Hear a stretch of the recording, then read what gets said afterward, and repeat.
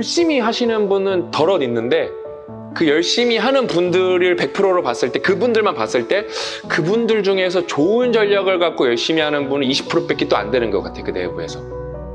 그냥 열심히 하는 것도 되게 중요한데 그건 뭐 디폴트인데 그 열심히가 인풋이면 효율을 결정하는 거는 제가 볼 때 전략인 것 같아요. 전략.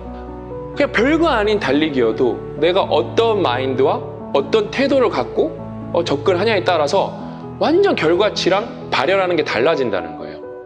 하인리 법칙이 뭐냐면 허버트 하인리가 아마 보험회사 직원이었을 거예요. 그래서 사고 나는 통계를 본 거예요. 경미한 사고, 그냥 뭐 짜잘한 사고죠. 짜잘한 사고가 300건 나니까 좀 다치는 사고, 문제가 좀 심각하게 여겨질 수 있는 사고들이 29건 일어나고 보통 보편적으로 정말 대참사가 일어난다. 이게 하인리 법칙이라서 이거는 좀 큰 사업장이면은 뭐 안전교육할 때 거의 다 한번 들어보셨을 거예요. 근데 이게 정말 통찰력 있는 숫자인 게 뭐냐면은 스케일 다운 일어나죠. 전형적인 몇 분 포로 이렇게 설명하는 겁니다. 이게 거의 창발이에요. 창발. 스케일적 사고이기 때문에 엄청난 통찰입니다. 사실 우리 인생에 적용하는 게 중요하잖아요. 그럼 여러분 인생이 하나의 거대한 사업장이라고 생각을 해보면은 300개의 시간 때우려고 그냥 아무 무의미 없이 게으름, 나태함이 뭉쳐져서 300개가 뭉쳐져 갖고 어때요? 여러분 인생에서 조금만 데미지가 되는 거예요. 그게 뭉쳐져 갖고 아무것도 할 수 없게 무기력으로 가는 거예요. 완전히 이제 시스템이 붕괴되는 거고 완전 망가지는 거예요. 염세주의, 무기력, 우울증 이런 걸로 가는 거예요. 저는 이게 너무 대단해서 하인리는 맨날 생각이 나거든요. 우리는 또 생산적인 커뮤니티니까 뭘 생각해 볼 수 있겠어요? 반대로 생각해 보는 거야. 반대로. 인생 성공의 법칙을 바꾸는 거예요. 300개가 뭐예요? 내가 300권의 책을 독서를 하는 거예요. 양서를 읽는 게 중요합니다. 근데 그렇게 300권 정도 읽다 보면은 뭔가 깨우침이 와요.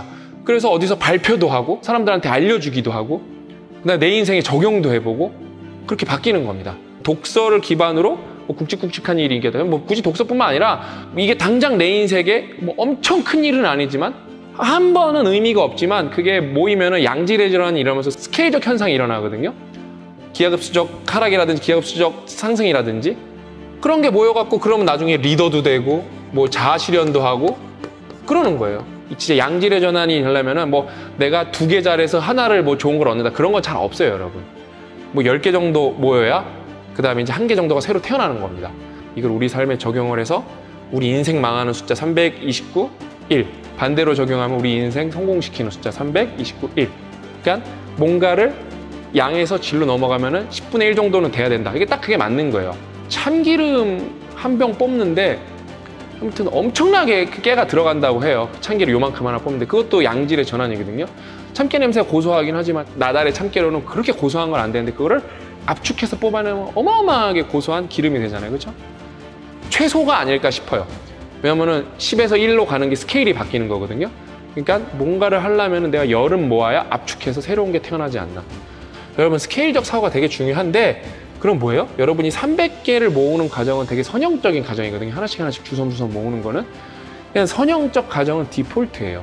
그냥 선형적으로 노력을 했으면 그 다음이 스케일적으로 넘어가는 거지. 나도 스케일적 뭐 일을 해야 되는데 다 미친 생각입니다. 양 질로 가는 게 있고 질 양으로 가는 게 있는데 이런 건 거의 없다고 보시면 돼요.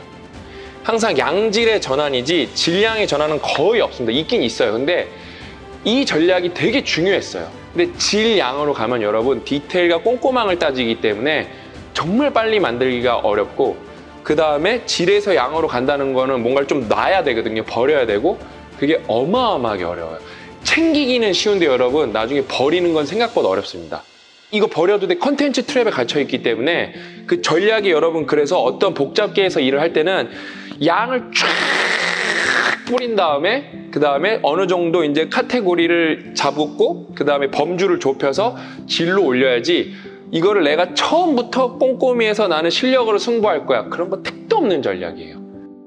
그러면 똑같은 노력을 해도 양질에서 간 사람이 질양을 간 사람을 압도할 수밖에 없습니다. 하버드 출신의 유명한 기업가가 이런 말을 했다고 합니다. 학교에서 배운 가장 큰 가르침이 있었는데요. 그게 뭐냐면 어떤 일을 할 때 완벽을 추구할 필요가 없다는 것이었습니다. 정녕 그럴 수 없다는 거죠. 인간에게는 근본적으로 체력적으로 한계가 있고 시간적 한계도 있어요. 넘쳐나는 그 많은 일을 한꺼번에 다 완벽하게 처리하기는 어렵죠. 그러니 최선을 다할 줄도 알고 쿨하게 포기하는 법도 알아야 합니다. 좋은 그런 성과를 이루기 위한 첫걸음이 뭐냐면 바로 시간 관리라는 거죠. 그 시간 관리를 하는 그 첫걸음, 그거를 위해서 꼭 가져야 할 마인드와 태도가 있는데 그게 무엇이라는 거예요? 네, 바로 모든 일을 완벽하게 하려고 하지 말라라는 거죠. 모든 일을 여러 완벽하게 하려고 하면 어떻습니까? 네, 시간이 많이 들겠죠? 그렇게 하다 보면은 지치기도 하고 오히려 일을 더 망칠 수 있다라는 거예요. 그럴 경우가 훨씬 더 많다라는 거죠. 그렇기 때문에 모든 일을 완벽하게 하려고 하지 말라라는 겁니다. 근데 여러분 여기서 중요한 게 있어요. 모든 일을 완벽하게 하려고 하지 말라라는 말이지, 그렇죠? 완벽하게 하는 거를 잘못됐다라고 이야기하는 것은 아닙니다. 즉, 어떤 일은 완벽하게 하지만 어떤 일은 완벽하게 하지 않는 거, 이 두 가지를 구분하는 게 중요하다라는 거예요. 최선을 다할 줄도 알고 쿨하게 포기하는 것도 알고 완벽을 기할 줄도 알고, 그렇죠? 어느 정도 무난한 수준에서 넘어가는 법도 알아야 된다라는 거예요. 그러니까 다시 한번 강조드리면 완벽을 추구하는 게 잘못됐다라는 게 아닙니다, 여러분. 완벽을 추구할 때와 추구하지 않을 때를 아는 게 중요하다라는 거예요. 그게 바로 시간 관리의 첫걸음이고 종국적으로는 성공으로 이어진다라는 것입니다. 그냥 여러분이 이제 뭐 결과를 만든다는 건 되게 제네럴한 얘기고 아주 큰 얘기인데 여러 가지 접근 방법이 있고 여러 가지 중요한 게 있을 텐데, 근데 여러분 일단은 전략을 상황에 맞게 잘 세워야 돼요. 좀 조직적인 관점에서 어떤 좋은 결과를 낼 때는 어때요? 예를 들면 이제 복잡계 같은 데서는 양 질로 가야지 질 양으로 가면 늦는다 이미. 그 다음에 이게 생각보다 확산이 안 된다. 질 양은 어렵다. 그러니까 요것 정도만 전략을 여러분이 잡아도 생각보다 좋은 결과를 많이 만들어낼 수 있습니다.